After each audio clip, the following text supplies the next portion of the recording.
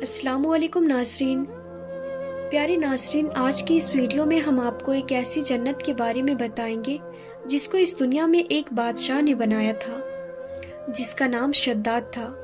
शद्दाद तो अपनी बनाई हुई जन्नत में दाखिल ना हो सका। वो अपनी बनाई हुई जन्नत में दाखिल कैसे ना हो सका, यही सब कुछ आपको इस वीडियो में बताया जाएगा। तो मेरी आपसे गुजारिश है कि इस वाक़ये को मुकम्मल तरीके से समझने के लिए वीडियो को एंड तक ज़रूर देखें। तो चलिए नाज़रीन, वीडियो शुरू करते हैं। कौम आद तारीख़ की एक ताकतवर और अजीम कौम गुजरी है।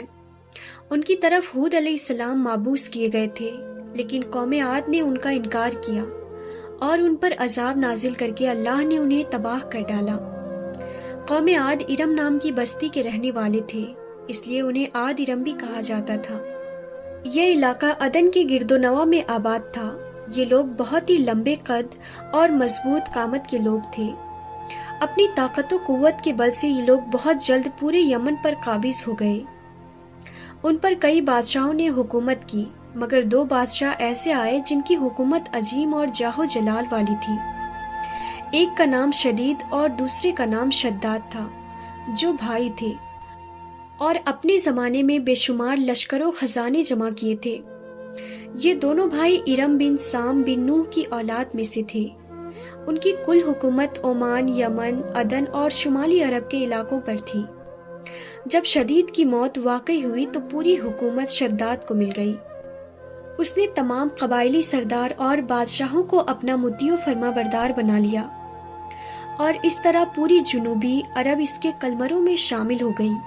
उसने अपनी हुकूमत को उरूज तक पहुंचा दिया। दुनिया के देगर ममालिक के बादशाह उसके बाज़गुज़ार हो गए। इस तसल्लुत और गलबे ने उसको इतना मगरूर और घमंडी कर दिया कि उसने खुदाई का दावा कर डाला।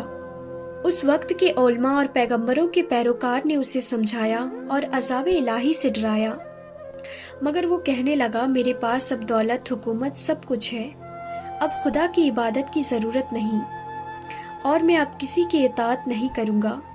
शद्दाद ने हज़रत हूद अलैहिस्सलाम की ज़बान से ये सुन रखा था कि जन्नत कैसी होगी और उसकी नेमतें और ख़ूबसूरती का क्या आलम होगा, इसलिए उसने ज़मीन पर जन्नत बनाने का इरादा किया। वो कहता था, मुझे उस जन्नत की ज़रूरत नहीं है जो खुदा ने बनाई है। ऐसी जन्नत तो मैं खुद दुनिया में ही बनाऊंगा। लिहाजा उसने 100 मोतबर अफराद को जमा किया और हर एक को 1000 आदमियों पर मुकर्रर किया और पूरे दुनिया के माहरीन को अदन आने की दावत दी। उसने अपने भांजे ज़हाक को, जो ईरान का बादशाह था, कहलवा भेजा कि जितना सोना चांदी तुम्हारे पास जमा है वो फौरन मेरे पास भेज दो। ज़हाक ने ऐसा ही किया।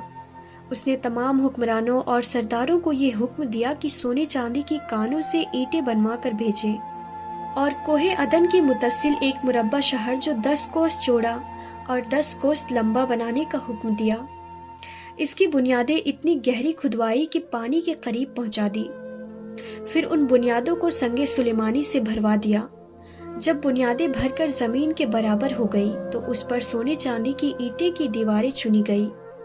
उन दीवारों की बुलंदी उस जमाने के गज के हिसाब से 100 गज मुकर्रर की गई। जब सूरज निकलता तो उसकी चमक से दीवारों पर निगाह नहीं ठहरती थी। यूं शहर की 4 दीवारी बनाई गई। इसके बाद 4 दीवारी के अंदर 1000 महल तामीर किए गए। हर महल 1000 सतूनों वाला था और हर सतून जवाहरात से जड़ाव किया हुआ था। फिर शहर के दरमियान में एक नहर बनाई गई और हर महल में उस नहर से छोटी छोटी नहरें ले जाई गई। हर महल में हौज और फवारे बनाए गए। उन नहरों की दीवारें और फर्श याकूत, जुमुर्द, मरजान और नीलम से सजा दी गई। नहरों के किनारों पर ऐसे मसवी दरख्त बनाए गए जिनकी जड़ें सोने की शाखें और पत्ते जुमुर्द के थे। उनके फल मोती व याकूत और दूसरी जवाहरात के बनवाकर उन पर टांग दिए गए। शहर की दुकानों और दीवारों को मुश्क, जाफरान और अंबर गुलाब से सेकल किया गया। याकूत जवाहरात के खूबसूरत परिंदे चांदी की ईंटों पर बनवाए गए, जिन पर पहरेदार अपनी अपनी बारी पर आकर पहरे के लिए बैठते थे। जब तामीर मुकम्मल हो गई, हुक्म दिया कि सारे शहर में रेशम के कालीन बिछा दिया जाए। پھر نہروں میں سے کسی کے اندر میٹھا پانی، کسی میں شراب، کسی میں دودھ اور کسی میں شہد و شربت جاری کر دیا گیا۔ روایتوں میں آتا ہے کہ اس جنت کو بنانے میں 300 سال لگے اور شداد کی عمر 900 سال کے قریب تھی۔ باغ ارم کے مکمل ہونے کے بعد وہ اپنے لاؤ لشکر کے ساتھ متکبرانہ انداز میں شہر کی طرف روانہ ہوا۔ جب قریب پہنچا تو تمام شہر والے اس کے استقبال کے لیے شہر کے دروازے میں باہر آ گئے اور اس پر زر و جواہر نچھاور کرنے لگے۔